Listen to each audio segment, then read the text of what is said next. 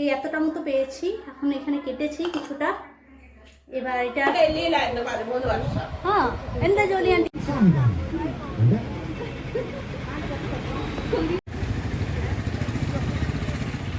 নমস্কার, আজকের ব্লগে স্বাগত। বিয়ের পর আমি প্রথম কেরালা দেখি। তার আগে আমি মালায়ালাম সিনেমাতে এই রকম বাড়িগুলো দেখতাম, রাস্তা উঁচুতে আর অনেক নিচে ছোট্ট ছোট্ট বাড়ি। তখন থেকেই আমার একটা কৌতূহল ছিল যে এই মানুষগুলো কিভাবে থাকে সামনে থেকে একদম দেখব। তো সেই কৌতূহল মেটাতে আজ আমি হাঁটতে হাঁটতে বেরিয়ে পড়েছিলাম। ধীরে ধীরে চারপাশ বদলে যেতে লাগলো, গাছপালা আর নিঃশব্দ একটা পরিবেশ আমাকে ঘিরে ধরলো।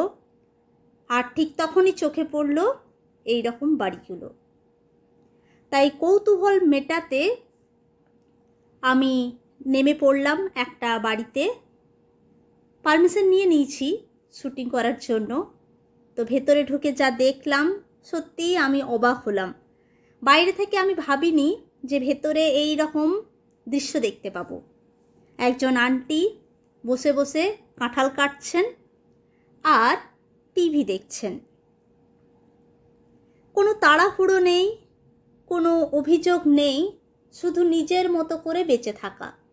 সেই মুহূর্তে দাঁড়িয়ে হঠাৎ মনে হলো আমরা হয়তো অনেক কিছু নিয়েই ভাবি, আফসোস করি, আমার এটা নেই ওটা নেই, আমার কিছুই নেই।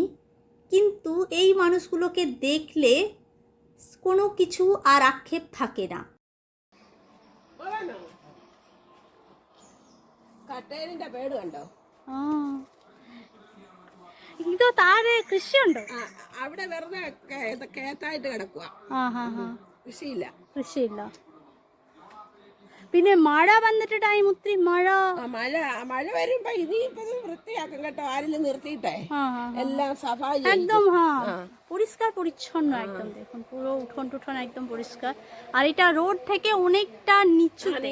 হ্যাঁ हाँ हाँ आंटी, ऊपर एक फ्लोर और बनाया तक अच्छा लगता है। हाँ हाँ हाँ उधर भी एक बिल्डिंग देखा एकदम। हाँ उधर है एकदम। कहाँ से गया उधर? हाँ हाँ उधर एक देखा। मीन्स उन लोगों का ऊपर जो है एकदम रोड के एकदम लेवल में। रोड का बराबर हो गया तक अच्छा लगता है। हाँ हाँ हाँ। তো এত ঝোপঝাড় সামনে এত জঙ্গল দেখে আমি আন্টিকে জিজ্ঞাসা করলাম যে সাপ টাপের ভয় নেই এখানে? তো আন্টি বললেন যে ভয় আছে, কিন্তু আমরা পরিষ্কার পরিচ্ছন্ন রাখি বলে সেরকমভাবে আর কি সাপটা আসে না। আর এলেও দেখা যায়। আর রাত্রেবেলায় তো আমরা দরজা খুলে রাখি না। যা গরম পড়েছে, একটু লেবু শরবত খেয়ে নিই, তারপরে বাড়ি ফিরবো। থোড় কাটতে শিখে গেছি ইউটিউব থেকে। খুব কঠিন নয় কিন্তু। এই গোল গোল করে এরকম চাকা চাকা করে কেটে সুতোটা এরকম করে ঘুরিয়ে দিলেই হয়ে গেল।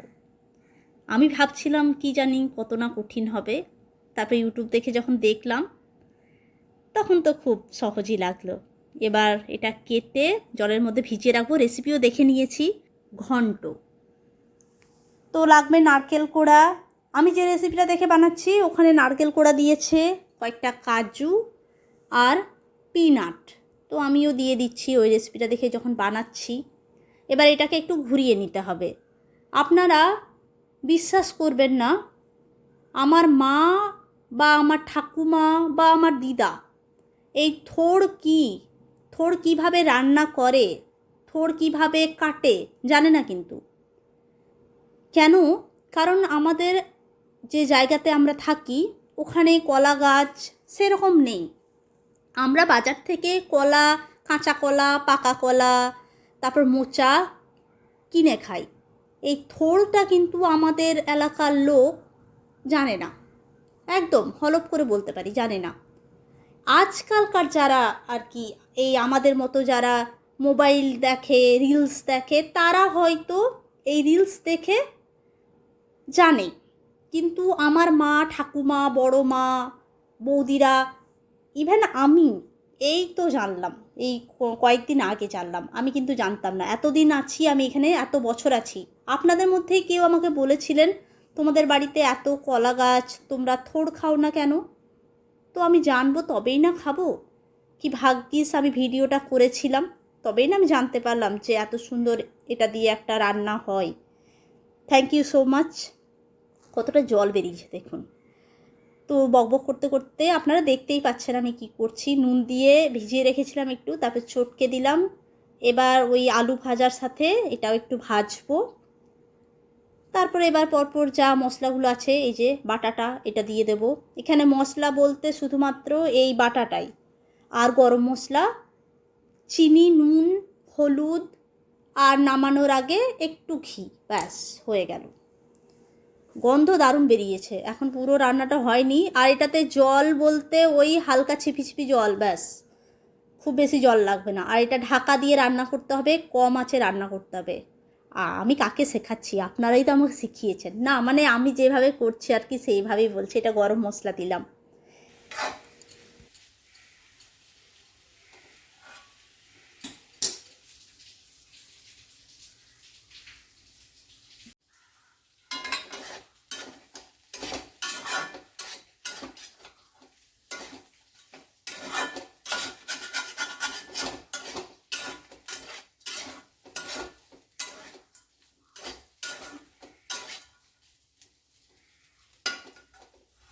রেডি।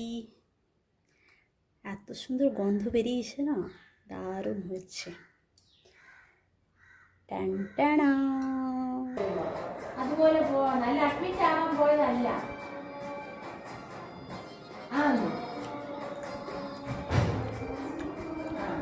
അപ്പൊ ആരെയും വന്ന പോലെ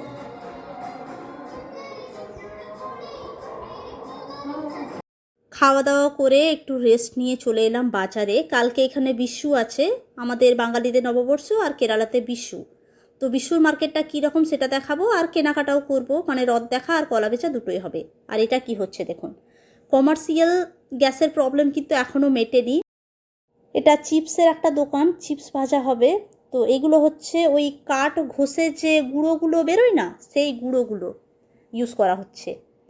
এখানে কিন্তু অনেক রেস্টুরেন্টে কাঠের জালে রান্না হচ্ছে। তারপরে হচ্ছে আপনার ওই কি বলে, নারকেলের যে ছোবড়া, তারপরে নারকেলের মালাই, এইসব দিয়ে ম্যানেজ হচ্ছে।